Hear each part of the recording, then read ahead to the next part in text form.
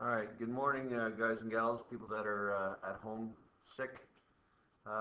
We were talking about multiplying and dividing integers, and the first thing we did in class was I put this list of multiplication and division questions, and I asked the kids to do it on a calculator.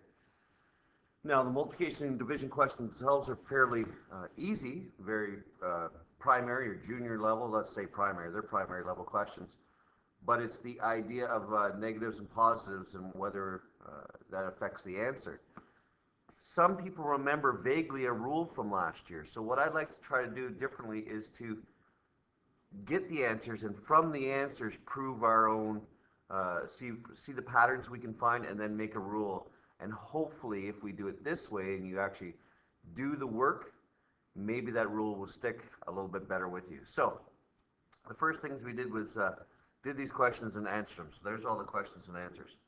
And then the next part you were supposed to do is examine all of these answers that are, above, and fill in the table below. And what you're looking at is negative and negative makes what kind of answer, or positive and negative makes what type of answer. And you're looking for some sort of pattern in the data that you have above. So the first one we're going to look at here are anything where it's positive, multiply or divided by positive, because you can use both. You have to use both of these examples because multiplication and division have the same effect on the integers. Anyhow, when you look at all of the examples up there, there's one, there's one, there's one. What you see every time that there's two positive answers, a positive times a positive or a positive divided by a positive, you'll always get a positive answer. Similarly, although many people make this mistake when they're first learning it, anytime you have two negatives, you will also always have a positive answer. It seems like I've heard people say before, oh, the two negatives cancel each other out. And it's not really that simple, but it is. Any negative times a negative or any negative divided by a negative is always going to be a positive answer. All right, so now we have two other ones left.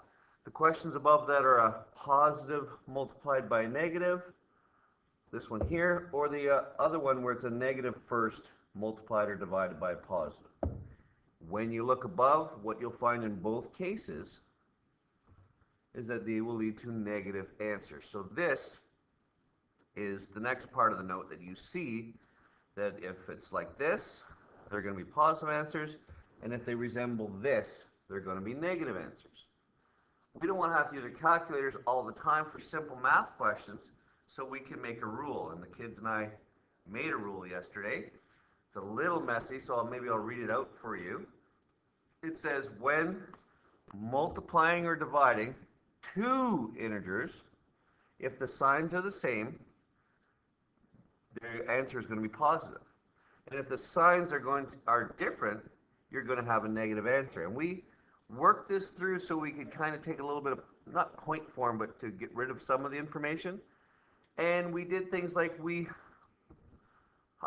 put 2 in uppercase letters, because if you don't, it only works when you're doing 2. It doesn't work when you're doing 3, which we'll see later.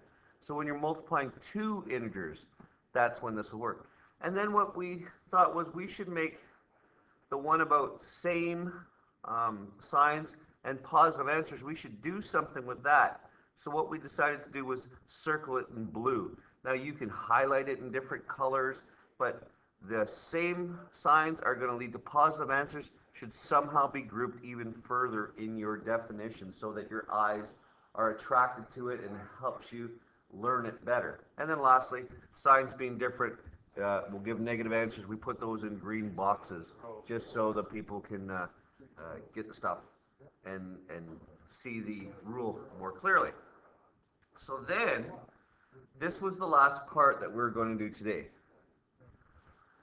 So the last part is very similar. It's still dealing with multiplication, but we're talking about exponential integer numbers. So when we have negative numbers and we have it to an exponent, there is a little shortcut that you can use.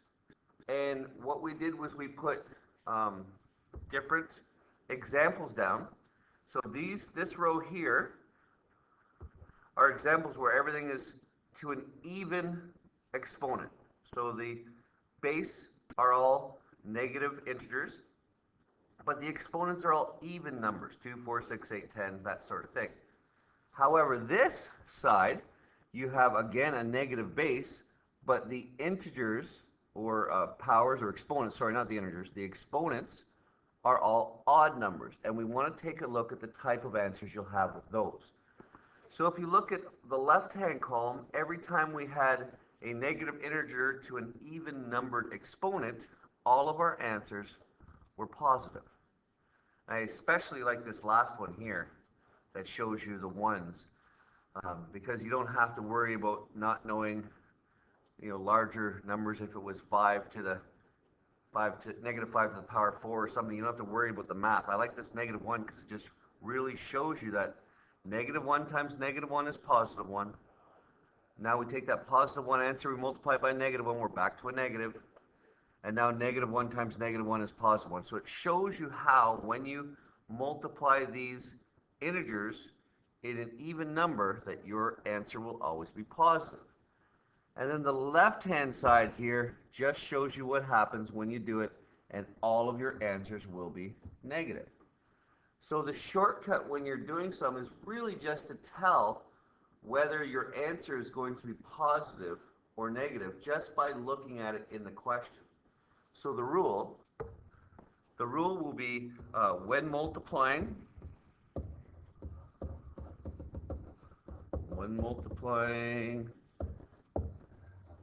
negative integers,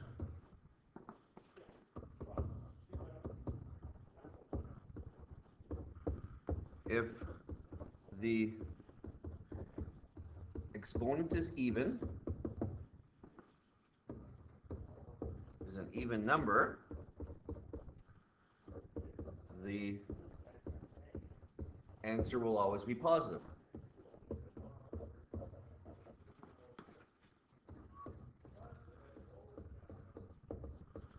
And conversely, the opposite, maybe I'll even switch colors to it. If the exponent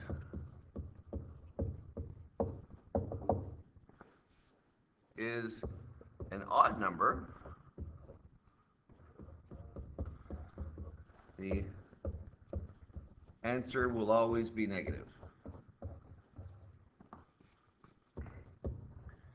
That is the shortcut method. Now, you'll still have to do the math, but at least you'll know at the end, especially if there's numerous, say it was negative 3 to the 7 or something, and you're just going to use your calculator and go 3 times 3 times 3 times 3 quickly.